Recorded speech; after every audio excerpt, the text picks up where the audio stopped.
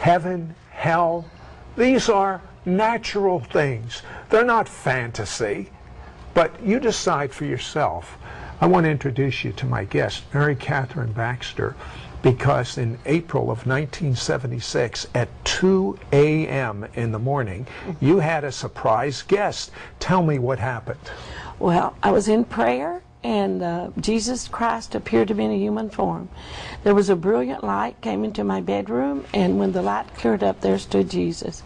And he said, I've appeared to you for a reason and a purpose, that I may take you on a journey and show you the depths, the degrees, the levels and torments of hell. He said it's for the whole world, it's not for a handful of people. And he explained to me how ahead of me would be horrors and sorrows and grief, because he would actually talk to some of the dead in hell, and I would have to record it.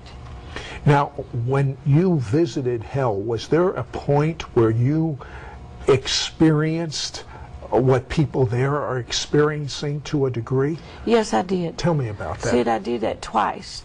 It was like the 20th night into hell. I went to hell every night, 3 hours a night for 30 nights.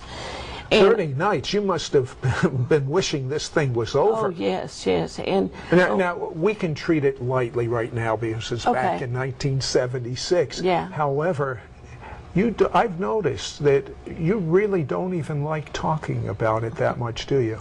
No. Why? Because it bothers me, because of people that go to hell, they're lost, and there's no more hope for them.